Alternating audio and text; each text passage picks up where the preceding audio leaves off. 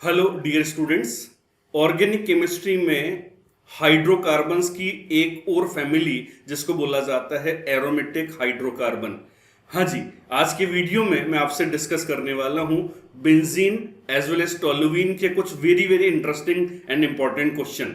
मुझे पूरा विश्वास है कि अगर इस वीडियो को लास्ट तक आप देखते हैं तो आने वाले एग्जामिनेशन में कम से कम एक या फिर दो क्वेश्चन आपके डेफिनेटली सही होने वाले हैं। तो आइए आज का जो वीडियो है उसको स्टार्ट करते हैं। क्वेश्चन नंबर 1, इसमें आपको बोला हुआ है benzene reacts with benzoyl chloride to form. Benzene की रिएक्शन अगर बेंजोइल क्लोराइड से करवाई जाए तो क्या बनेगा। देखिए, इस तरह के क्वेश्चंस को हमेशा लिख करके देखना चाहिए क्योंकि डायरेक्टली नाम से आंसर पकड़ पाना कुछ बच्चों के लिए आसान लेकिन कुछ बच्चों के लिए डिफिकल्ट भी हो सकता है। तो आइए सबसे पहले अपन बेंजीन लिख लेते हैं। ये तो हो गया बेंजीन। अब ये जो बेंजीन है इसकी रिएक्शन आपको करनी है बेंजोइल क्लोराइड के साथ। बेंजोइल क्लोराइड क्या होता है? बेंजीन रिंग के ऊपर फंक्शनल ग्रुप होता है COCl। ओके, इन दोनों कंपाउंड्स की आपस में रिएक्शन करवानी है। थोड़ा सा आपको थ्योरीज के हिसाब से सोचना पड़ेगा कि एक बहुत ही फेमस रिएक्शन है जिसको बेंजोइलेशन बोला जाता है, जिसके अंदर ओवरऑल हम लोग ESR कर रहे होते हैं। ठीक है, तो इसके अंदर आपको लेना होता है aluminium chloride as a catalyst. ये जो एल्यूमिनियम क्लोराइड है ये यहाँ से क्लोरीन को एज ए लिविंग ग्रुप हटा करके इलेक्ट्रोफाइल प्रोड्यूस करेगा और ये इलेक्ट्रोफाइल बेंजीन रिंग पर जाकर के ESR कर देगा। ESR के अंदर होता क्या है बच्चों की, जो इलेक्ट्रोफाइल होता है ये बेंजीन के हाइड्रोजन को सब्सटीट्यूट करके खुद वहां पर इंट्रोड्यूस हो जाता है। तो जैसे ही बेंजीन के हाइड्रोजन को हटा करके ये जो इलेक्ट्रोफाइल है ये आप इंट्रोड्यूस करोगे तो आपका जो आंसर बनेगा ये कुछ इस प्रकार का बनेगा। अब बच्चों, ये जो आंसर बना है इस आंसर को आप ध्यान से देखिएगा। इसका जो नाम होता है ये एक स्पेसिफिक नाम होता है और वो नाम होता है बेंजोफिनोन। ऑप्शन में देखिए एग्जैक्टली बेंजोफिनोन आपको दिया हुआ है जो कि ऑप्शन नंबर 4 में आपको नजर आ रहा है। In this question, the number of possible isomers of dichloromethylbenzene are asked. इस क्वेश्चन के अंदर एक नाम आपको दिया हुआ है जिसके अंदर आपको बता रखा है कि जो बेंजीन है उस पर एक मिथाइल और दो क्लोरीन सब्स्टिट्यूएंट आपको जोड़ने हैं और टोटल पॉसिबल आइसोमर जो हैं ये कितने बनेंगे। अब देखिए बच्चों, बेंजीन रिंग पर अगर केवल दो सब्स्टिट्यूएंट होते हैं तब तो शायद आपको वर्बली याद है कि सर दो सब्स्टिट्यूएंट को अपन 3 प्रकार के लिख सकते हैं, ऑर्थो, मेटा, पैरा। लेकिन यहां पर तो आपको 2 नहीं बल्कि 3-3 सब्स्टिट्यूएंट्स दे रखे हैं और 3-3 सब्स्टिट्यूएंट दे रखे हैं तो आपको कोई रिजल्ट याद नहीं करना है बल्कि जो 2 सब्स्टिट्यूएंट वाला कॉन्सेप्ट आपको पता है उसी कॉन्सेप्ट को फॉलो करके आपको इसको अप्रोच करना है। कैसे, ध्यान से देखिए। सबसे पहले एज एन आइडिया मैं आपको बोलना चाहूंगा कि आप बेंजीन में 2 क्लोरीन बोले जा रहे हैं तो आप 2 क्लोरीन के बारे में सोचिए, केवल और केवल 2 क्लोरीन के बारे में। ठीक है, तो जब आप बेंजीन में 2 क्लोरीन के बारे में जोड़ेंगे उसको तो ये या तो ऑर्थो पर जुड़ेगा, ठीक है बच्चों, या फिर ये जो 2 क्लोरीन है इसको जब आप बेंजीन रिंग पर सोचेंगे तो ये मेटा पर आ सकता है। और इसी तरीके से as an one more possibility 2 chlorine at a time अगर सोचे जाएं तो ये पैरा पर आ सकता है। अब हम इस क्वेश्चन को कंप्लीट कैसे करेंगे कि पहले आपने 2 क्लोरीन को सोचा, अब आपको करना क्या है कि इन 2 क्लोरीन की जो 3 पॉसिबिलिटीज हैं इसमें 1 बाई 1 मिथाइल को अटैच करके देखना है या फिर सोचना है। तो आइए सोचते हैं। सबसे पहले अगर मैं फर्स्ट वाली पॉसिबिलिटी में जिसमें 2 क्लोरीन ऑर्थो पर है मिथाइल को अगर सोचूं तो बच्चों या तो मिथाइल यहां आ जाएगा, है ना। अब आप ध्यान से देखिएगा, इन दोनों क्लोरीन के बगल में पास में आप मिथाइल यहां पर जोड़ो चाहे यहां पर जोड़ो, बात तो एक ही है। देखिए ध्यान से, दोनों क्लोरीन जो कि सिमेट्रिकल है, सेम है, इसलिए आप उसके पड़ोस में राइट साइड से चल लो चाहे लेफ्ट साइड से चल लो, बात तो एक ही है। तो इसीलिए इन दोनों को अलग अलग नहीं माना जाएगा, एक ही माना जाएगा। तो ये तो हो गया मेरा आइसोमर नंबर 1। अब 2 क्लोरीन तो अपने स्थान पर फिक्स है, लिसन केयरफुली। 2 क्लोरीन जो है ये तो अपने स्थान पर फिक्स है, लेकिन मैं मिथाइल की पोजीशन बदलना चाह रहा हूं। और अगर मैं मिथाइल की पोजीशन बदलना चाह रहा हूं तो इसके आगे अगर अपन चलें तो अपन यहां पर मिथाइल को ला सकते हैं। है ना, ये सेकंड वाला आइसोमर बनेगा। अब यहां पर भी आपको ध्यान से सोचना पड़ेगा कि ये दोनों पोजीशन जिसको मैंने रेड डॉट से दिखाया है, ये दोनों आपस में सिमेट्रिकल है, क्योंकि आप यहां पे क्लोरीन जोड़ते हो तो नंबरिंग ऐसे कर लोगे और यहां जोड़ोगे तो नंबरिंग ऐसे कर लोगे। ये दोनों क्लोरीन सेम है तो लेफ्ट और राइट से कोई फर्क नहीं पड़ेगा। तो इसलिए इस पॉसिबिलिटी को लेकर के अगर अपन चलें, जिसमें 2 क्लोरो ऑर्थो पर थे, तो मिथाइल के लिए 2 पॉसिबिलिटी नजर आ गई, वो दोनों मैंने यहां पर लिख करके बता दी है। अब आगे बढ़ते समय आप क्लोरीन के रेस्पेक्ट में अलर्ट हैं कि यार 2 क्लोरीन के रेस्पेक्ट में ये वाला तो अलग ही बना हुआ है। तो इस तरीके से फायदा बेसिकली यही होता है कि आप जब आगे बढ़ते चलोगे ना, तो बार बार आपको पुराने वाले सारे आइसोमर को नहीं सोचना पड़ता। अब इसके अंदर आप ऐसे सोचें कि यार 2 क्लोरीन के बीच में मिथाइल को जोड़ देते हैं, ये एक नया आइसोमर बनेगा।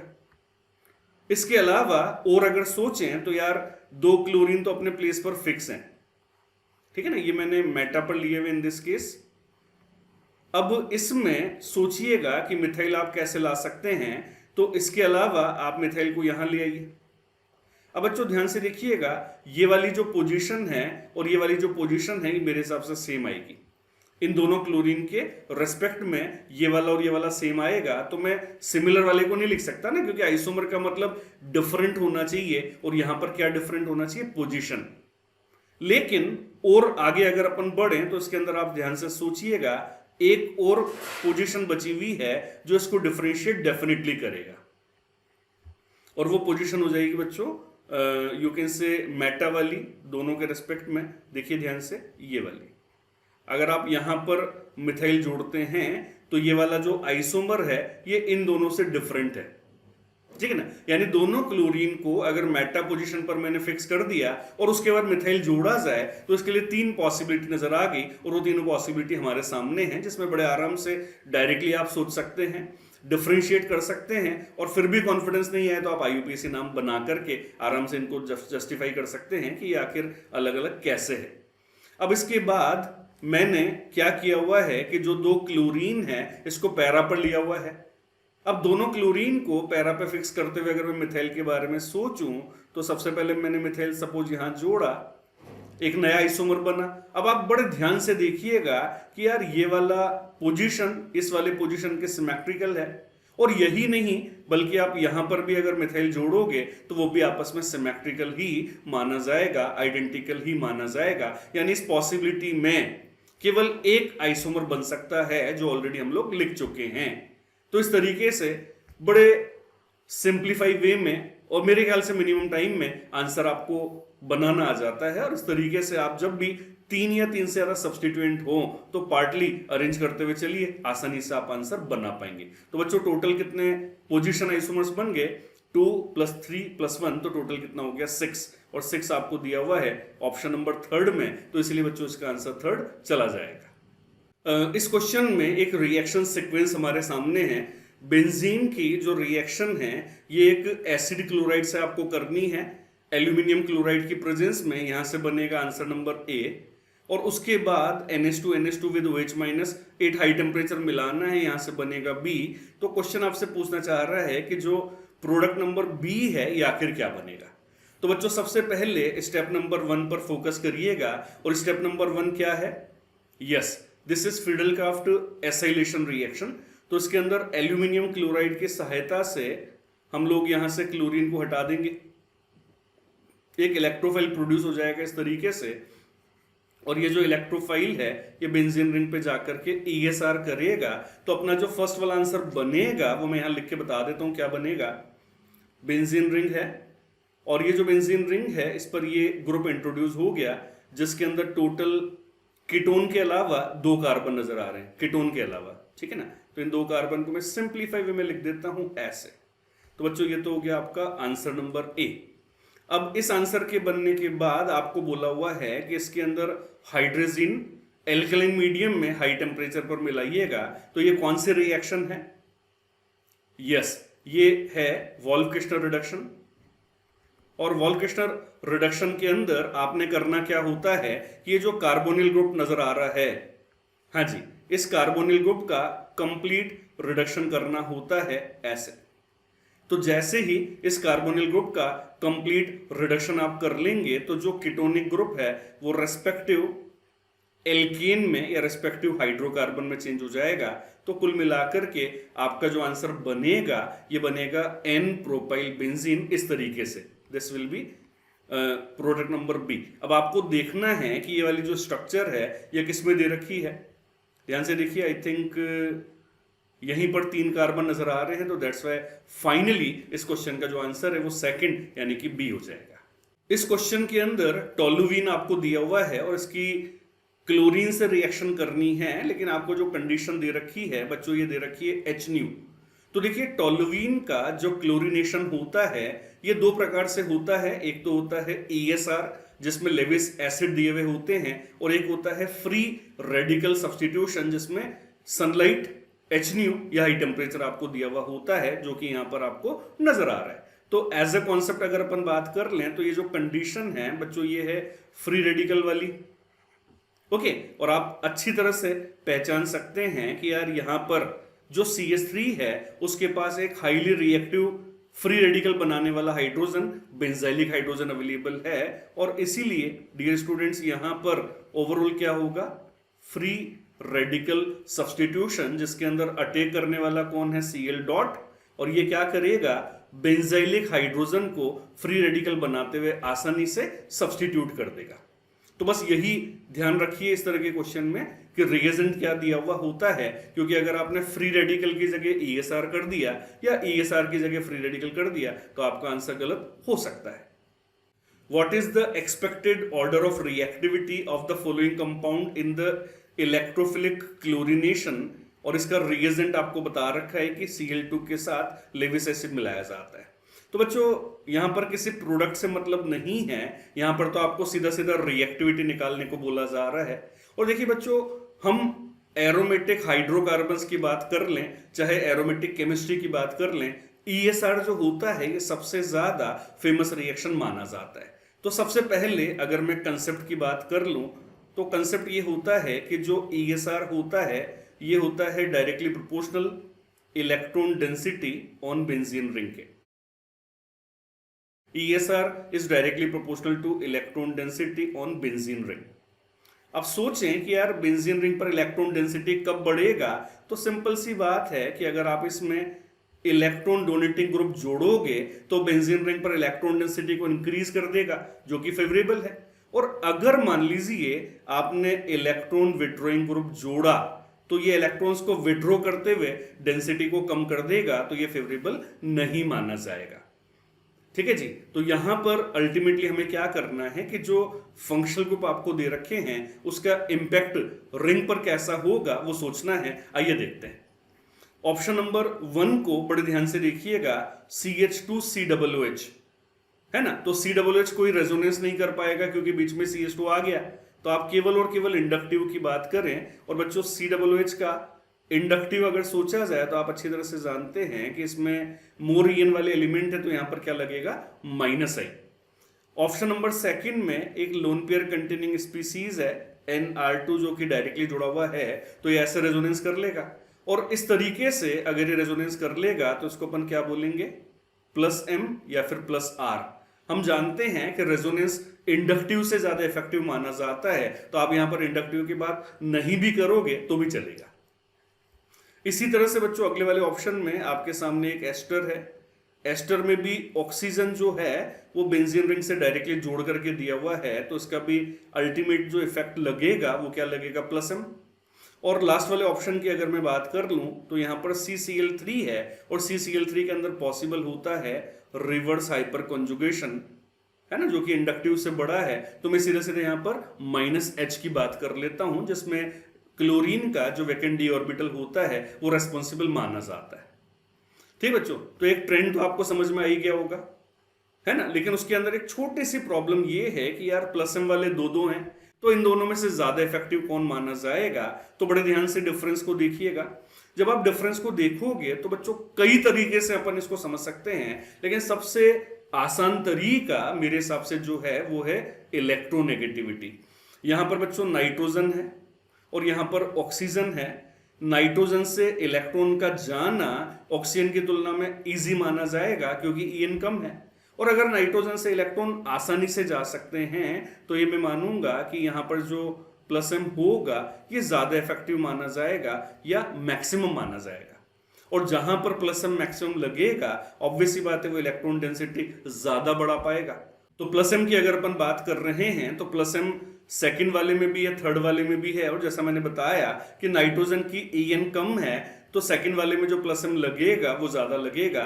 और जब सेकंड और थर्ड का एक फिक्स ऑर्डर केवल और केवल ऑप्शन नंबर डी में नजर आ रहा है तो बाकी फिर कोई टेंशन नहीं है ना, क्योंकि वहां पे अगर चॉइसेस होती हैं तो अपन और डीप एनालिसिस करें, लेकिन बाकी में कोई चॉइसेस नहीं है तो जैसा भी ऑप्शन दिया हुआ है उसके हिसाब से आपको आंसर चूज करना होता है। क्वेश्चन को ध्यान से देखिए, आपके सामने लेफ्ट हैंड साइड पे बेंजीन है, राइट हैंड साइड में टोलुईन है और इनके बीच में एक नाइट्रोजन कंटेनिंग फंक्शनल ग्रुप जुड़ा हुआ है जिसके पास लोन पेयर प्रेजेंट है। आपसे पूछा जा रहा है identify the position where EAS10 can take place. कई बच्चे कहते हैं सर ये नाम क्यों बदल दिए जाते हैं। देखिए नाम बदले नहीं जाते हैं, नाम वही है, बस थोड़ा सा प्रीफिक्स सफिक्स का चेंज करके वर्ड बदल जाते हैं। तो ये जो EAS है इसका मतलब होता है इलेक्ट्रोफिलिक, ए का मतलब होता है एरोमेटिक और एस का मतलब होता है सब्स्टिट्यूशन। ठीक है ना, तो हम ESR भी बोलते हैं और कई बार इसको EAS भी बोला जा सकता है। तो कुल मिला के आपको ये देखना है कि जो 1 2 3 4 है इसमें से कौन सी पोजीशन ऐसी है जहां पर EAS आसानी से होगा।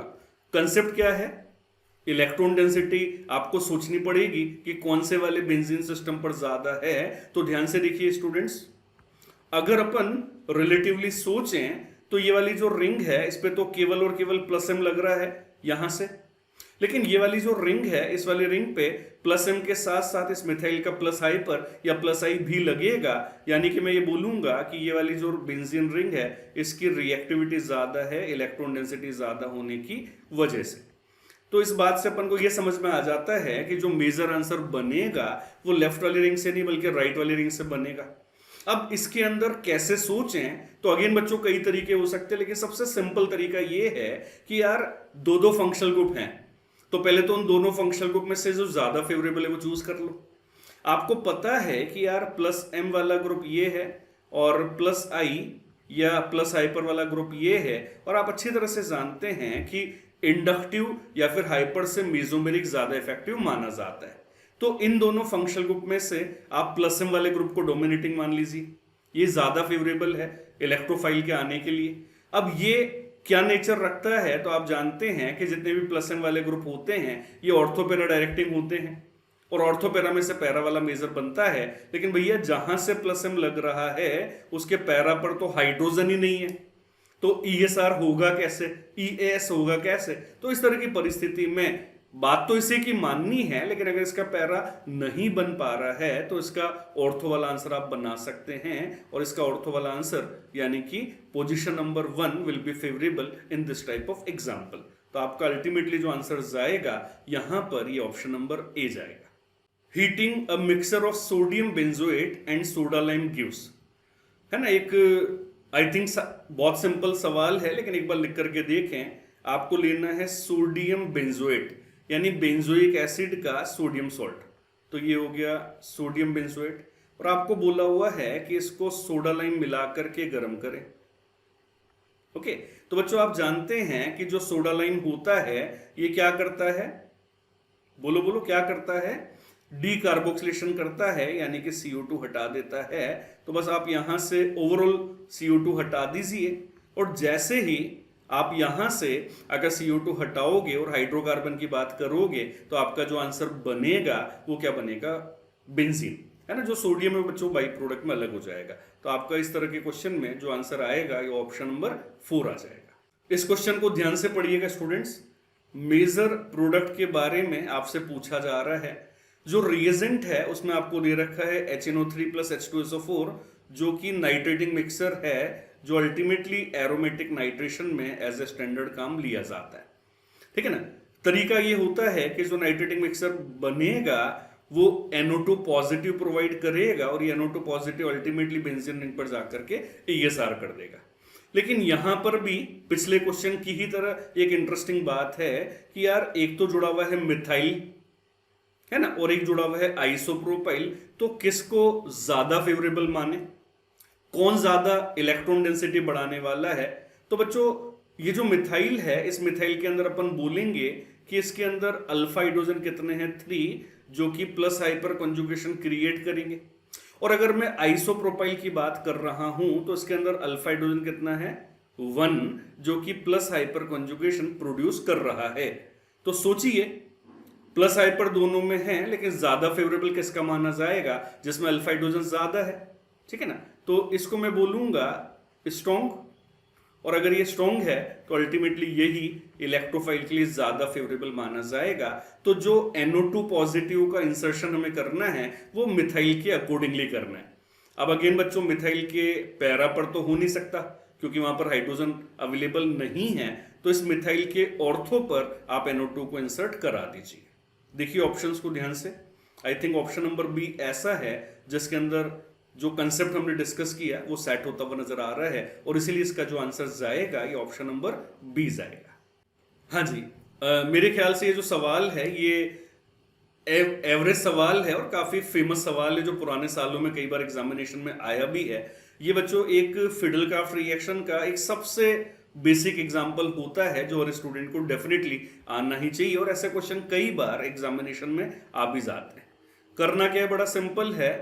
एल्यूमिनियम क्लोराइड की प्रेजेंस में जब मिथाइल क्लोराइड इससे रिएक्ट करेगा तो ये लीविंग ग्रुप यहां से निकलेगा और एक इलेक्ट्रोफाइल बनेगा, और ये इलेक्ट्रोफाइल बेंजीन रिंग पर जाकर के ESR कर देगा, ठीक है। तो आप बेंजीन का जो हाइड्रोजन है उसको हटा करके मिथाइल इंट्रोड्यूस करा दीजिए, और जैसे ही आप मिथाइल इंट्रोड्यूस कराते हैं तो आपका जो आंसर है क्या बन जाएगा, टोलुइन, जो कि ऑप्शन नंबर 2 में नजर आ रहा है। The reaction of benzene with CO and HCl in the presence of anhydrous aluminium chloride gives. एक मिक्सर आपको दे रखा है, और अगर आपने थ्योरीज को ढंग से पढ़ लिया है तो बच्चों ये एक नेम रिएक्शन है जो कहलाती है गाटरमैन कोच एल्डिहाइड सिंथेसिस। आइए मैं हल्की से आउटलाइन आपको बता देता हूं। यहां पर इसके अंदर होता क्या है कि सबसे पहले कार्बन मोनोऑक्साइड प्लस HCl को आपस में मिलाया जाता है। जैसे ही इन दोनों को आप आपस में मिलाओगे तो डियर स्टूडेंट्स यहां पर बनेगा फॉर्मिल क्लोराइड। अब ये जो फॉर्मिल क्लोराइड है इसमें एल्यूमिनियम क्लोराइड अपना काम करना चालू करेगा, और इसका काम क्या है, इलेक्ट्रोफाइल जनरेट करना या लीविंग ग्रुप को यहां से हटाना। तो जैसे ही Cl यहां से निकलेगा तो यहां से एक अटैकिंग स्पीसीज आपको मिलेगी, दैट इज फॉर्माइल केटाइन, और ये जो फॉर्माइल केटाइन है इसका अटैक बच्चों आप बेंजीन पर करा दीजिए, और कंसेप्ट वही है कि आपने करना क्या है, ESR। तो जैसे ही बेंजीन पर आप CHO प्लस का अटैक करोगे, ESR करोगे, तो आपका आंसर क्या बन जाएगा, बेंजिल्डिहाइड। तो ऑप्शन देखिए बच्चों, बेंजिल्डिहाइड आपको ऑप्शन नंबर 4 में साफ साफ नजर आ रहा है। Among the following compounds, the order of decreasing reactivity towards electrophilic substitution is। कुछ कंपाउंड आपको दे रखे हैं और ESR का जो ऑर्डर है वो आपको निकालना है। ऐसा क्वेश्चन ऑलरेडी ऊपर एक क्वेश्चन में हम कर चुके हैं। तो आइए कंसेप्ट लगा दें इलेक्ट्रॉन डेंसिटी वाला। जो बेंजीन है डियर स्टूडेंट्स, इसको तो आप एक रेफरेंस मॉलिक्यूल मान लीजिए। अब यहां पर आपको मिथाइल दिया हुआ है तो इसका डोमिनेटिंग इफेक्ट हो जाएगा प्लस हाइपर। यहां पर एक लोन पेयर कंटेनिंग ग्रुप दिया हुआ है तो इसका डोमिनेटिंग इफेक्ट हो जाएगा प्लस M, ठीक है ना। और CF3 में कोई रेजोनेंस तो हो नहीं सकता, तो इसका जो डोमिनेटिंग इफेक्ट है वो जाएगा -I। तो आइए सोचें, सबसे आगे तो आना चाहिए थर्ड, ओके, उसके बाद आ जाएगा फर्स्ट, और आगे तो ऐसे कोई ऑप्शन नहीं है। तो ठीक है, जब एक ही ऑप्शन है जिसमें थर्ड और फर्स्ट सबसे आगे है तो आप सीधा सीधा ऑप्शन नंबर 2 टिक कर दीजिएगा। हाँ जी, इस क्वेश्चन को ध्यान से देखिएगा, इसमें भी एक सीक्वेंस है, लेकिन सीक्वेंस वर्डिंग्स के अंदर आपको दे रखी है, तो ध्यान से पढ़ते हुए सॉल्व कर लेते हैं।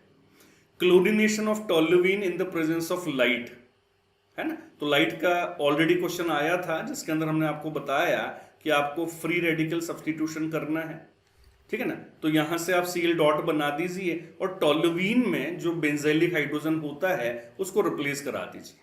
तो आपका जो इनिशियल आंसर बनेगा ये क्या बनेगा बच्चों, बेंजिल क्लोराइड, सर ये तो हमने ऊपर भी कर लिया था, हाँ जी, लेकिन इसी में एक स्टेप और जोड़ा हुआ है, और वो क्या जोड़ा हुआ है कि इसके अंदर एक्वस NaOH मिलाइए।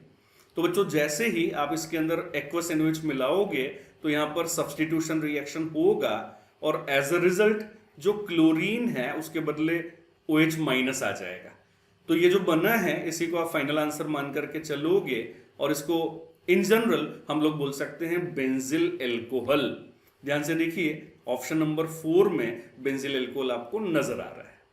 एक बहुत ही स्टैंडर्ड सा क्वेश्चन आपके सामने है जिसके अंदर सीक्वेंस दिया हुआ है और जो एंड प्रोडक्ट बी है ये आपसे पूछा जा रहा है।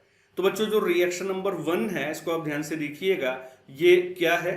यस, फिडलकार्फ रिएक्शन है। तो इस फिडलकार्फ रिएक्शन में जो आंसर नंबर ए बनेगा वो क्या हो जाएगा?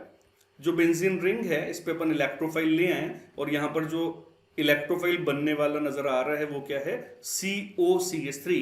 तो आपका जो आंसर नंबर ए है ये ऐसे बन गया। अब इसके बाद जब आप रिएजेंट को देख रहे हैं सेकंड वाला, तो ये क्या है? Zinc amalgam with HCl। सोचिए, यस बिल्कुल सही, ये क्लीमेंशन रिडक्शन है, और क्लीमेंशन रिडक्शन में जो कार्बोनिल ग्रुप होते हैं ये अल्टीमेटली रेस्पेक्टिव हाइड्रोकार्बन में या एल्केन में चेंज कर दिए जाते हैं, कुछ ऐसे। ठीक है ना, इसके अंदर कुल मिला के HCl के 4 मॉलिक्यूल कंज्यूम होते हैं और वो 4 हाइड्रोजन ऐसे पार्टिसिपेट करेंगे। तो जो आंसर बनेगा इसमें CO वाला जो ग्रुप है ये CH2 में चेंज होगा, और जैसे आप उसको CH2 में चेंज करोगे तो इस तरह के स्ट्रक्चर आप बना सकते हैं। ऑप्शन पढ़ लीजिए, टोल्यूवीन, इथाइल बेंजीन, बोथ। ना ना ना, बोथ कहां से आ जाएगा? तो आपका जो आंसर है ये क्या हो जाएगा यहाँ पर? Ethyl benzene. इस क्वेश्चन के बिहाफ पर बच्चों एक और कंसेप्ट आपको सिखाना चाहूंगा। देखिए, मोस्ट ऑफ द टाइम जब अपन फिडलकार्फ रिएक्शन की बात करते हैं तो उसके अंदर अक्सर आपको एल्किल हैलाइड के साथ या एसिल हैलाइड के साथ लेविस एसिड दे दिए जाते हैं, लेकिन फिडलकार्फ के अंदर कोई भी तरीका रिएजेंट का आप यूज कर सकते हैं जो R पॉजिटिव या RCO पॉजिटिव बनाए और वो बेंजीन रिंग पर जाकर के ASR करें, उन सभी को फिडलकार्फ रिएक्शन नाम दिया जाता है। तो यहां पर हमने क्या किया हुआ है कि एक सोर्स बदल दिया इलेक्ट्रोफाइल प्रोड्यूस करने का। कैसे? समझिए, जो H3PO4 है ये बहुत ही स्ट्रॉन्गर एसिड है, और एसिड का काम क्या होता है? H पॉजिटिव देना। तो ये जो एल्कीन है ये H3PO4 से H+ लेकर के एक इलेक्ट्रोफाइल प्रोड्यूस कर देगी इस तरीके से।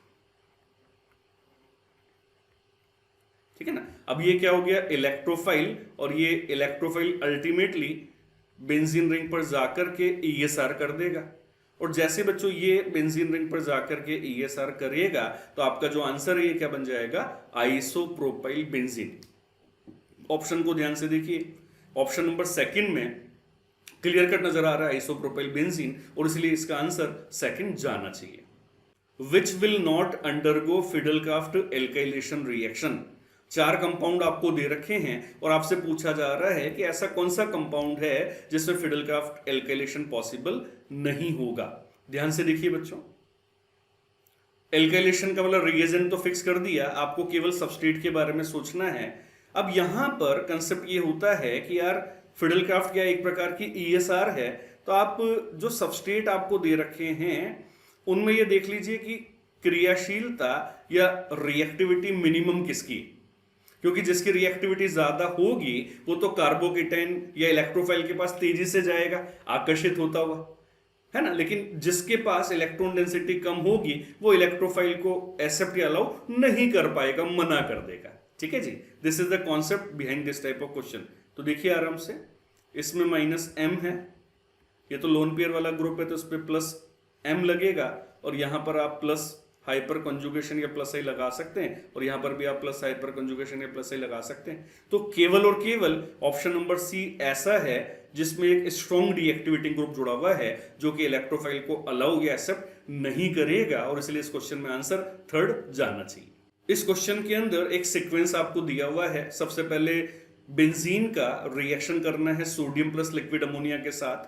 बच्चों ये जो रिएक्शन है ये कहलाती है बर्च रिडक्शन, और बेंजीन का जब बर्च रिडक्शन करवाया जाता है तो इसके अंदर एक पाई बॉन्ड का हाइड्रोजनेशन होता है, लेकिन आप जब मैकेनिज्म के हिसाब से चलोगे तो आपको जो इंटरमीडिएट बनते हैं डाई एनायन या डाई फ्री रेडिकल, उसमें रेजोनेंस करके उनको आमने सामने ले जाना होता है और उसी की सहायता से जो प्रोडक्ट बनेगा उसके अंदर भी एक पाई बॉन्ड हाइड्रोजनेट होगा, लेकिन इंटरमीडिएट की सहायता से वो दो बॉन्ड्स जो हैं वो आमने सामने आ जाएंगे इस तरीके से।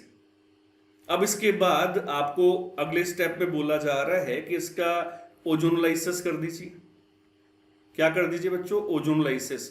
और जब ओजोनोलाइसिस किया जाता है तो इसके अंदर तो एक सिंपल सा स्टैंडर्ड सा तरीका मैंने आपको बता रखा है, क्या कि डबल बॉन्ड तोड़िए और उसको दो लड्डू खिला दीजिए ऐसे, है ना, एक डबल बॉन्ड पे दो लड्डू ऐसे और इस डबल बॉन्ड पे दो लड्डू ऐसे, लाइक दैट। तो जैसे ही आप इसको ऑक्सीडेशन करोगे by the help of ozonolysis reagent तो आपका आंसर ऐसा बनेगा। अब आप ध्यान से देखिए, जो आंसर नंबर बी बना उसमें क्या बना?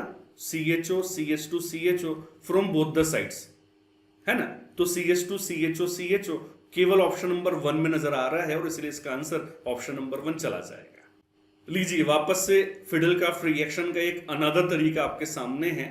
यहां पर हमने सोर्स आपको दिया हुआ है एल्कोहल और मीडियम आपको दिया हुआ है एसिडिक मीडियम। तो बड़ा आसान है, मैकेनिज्म के हिसाब से सोचें। सबसे पहले OH प्रोटॉन से रिएक्शन करके ऑक्सोनियम बना लेगा।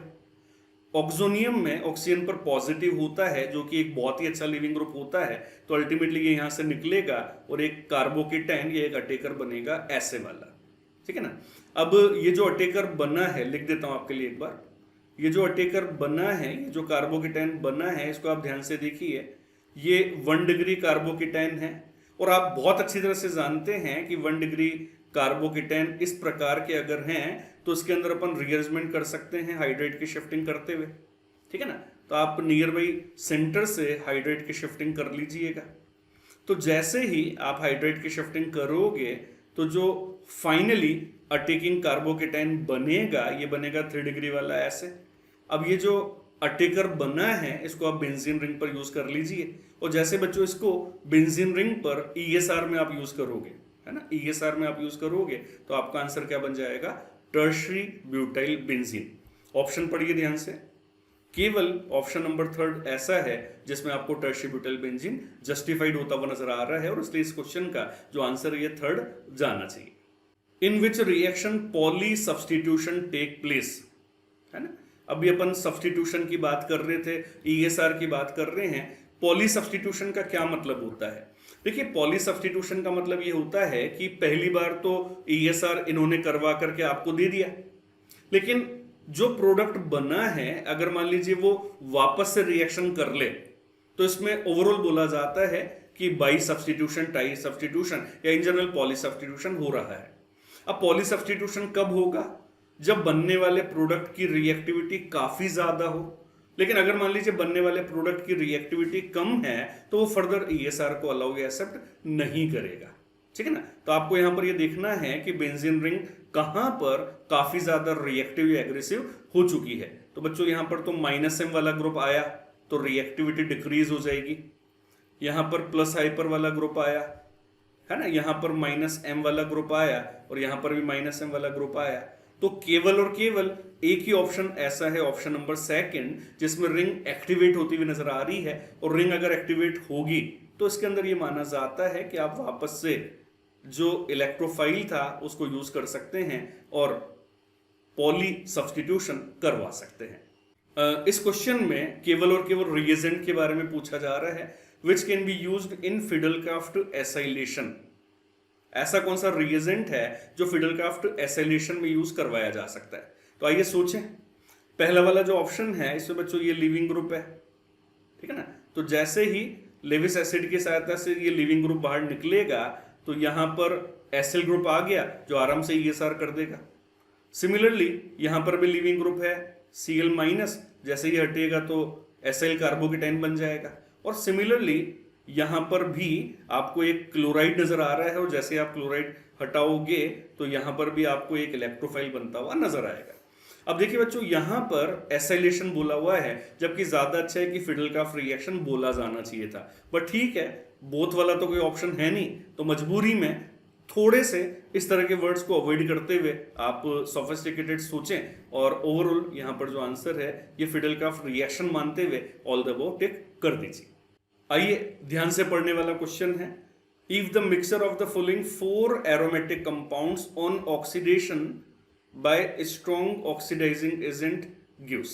ठीक है ना, स्ट्रॉन्ग ऑक्सीडाइजिंग एजेंट का मतलब हो जाता है कि आपको रिएजेंट मिलाना है KMnO4 या फिर K2Cr2O7। ठीक है ना, इन चारों कंपाउंड में अगर आप स्ट्रॉन्गर ऑक्सीडाइजिंग एजेंट मिलाते हैं तो क्या बनेगा। आइए जो सबस्ट्रेट्स दे रखे हैं उनको ध्यान से देखें।